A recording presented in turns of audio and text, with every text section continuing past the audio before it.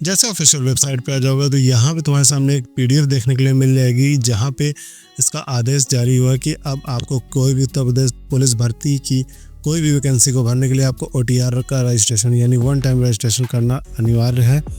ये आपको official website यहाँ पे देखने के लिए मिल जाएंगी। इसी वेबसाइट पे जाके होगा और इसकी जो डेट है वो 31 जुलाई से ही लागू कर दिया गया है। तो अब आप जो भी फॉर्म फिल करेंगे पुलिस का वो आपको OTR के थ्रू ही भरना होगा।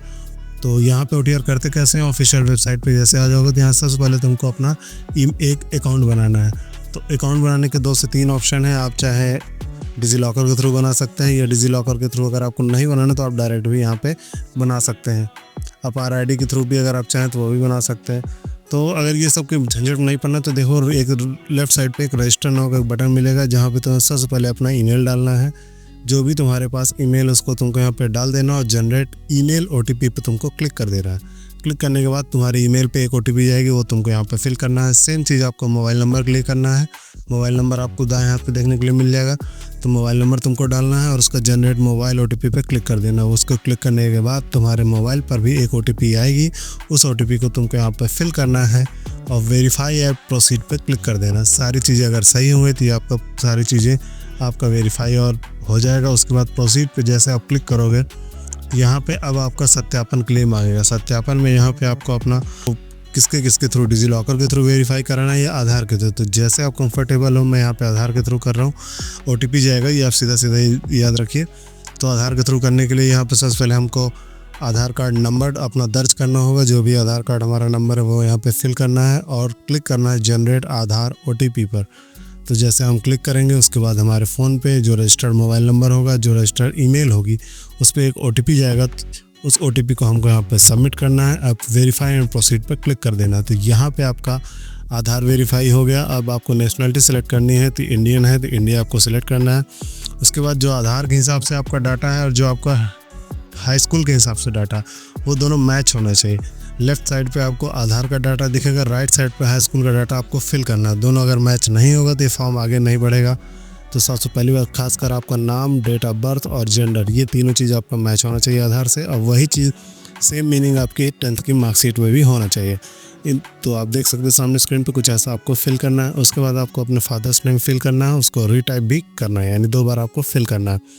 उसके बाद प्रोसीड वाले बटन पर क्लिक कर देना और अपना पासवर्ड यहाँ पे बना लेना। पासवर्ड जो जनरेट करना है वो 8 कैरेक्टर का होना चाहिए। एक कैपिटल लेटर का कॉम्बिनेशन होना चाहिए, स्मॉल लेटर होने चाहिए, स्पेशल कैरेक्टर होने चाहिए और नंबर होने चाहिए।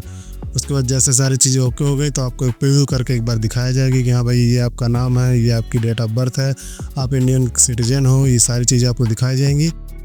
जो वार्निंग सामने लेके आई है इसका मतलब ये है कि आप इसमें एक बार खाता बन जाने के बाद आप इसके किसी भी चरण में संशोधित नहीं कर पाएंगे। तो अगर आपको सारी चीज़ें सही है तो आपको प्रोसीड वाले बटन पर क्लिक करना है। प्रोसीड वाले बटन पर क्लिक करने के बाद आपका अकाउंट है वो जनरेट होके आपके मोबाइल नंबर पे एक आ जाएगा। उसी की मदद से आप जब भी फॉर्म फिल करेंगे उसी की मदद से आप यहाँ पे फिल कर पाएंगे। लॉगिन करने के लिए आपको लॉगिन वाले बटन पे आना है। उसके बाद यहाँ पे आपसे पूछा जाएगा कि आपको OTP किस में चाहिए, फ़ोन पे चाहिए कि ईमेल पे चाहिए, तो आपको OTP से वेरीफाई कराना पड़ेगा।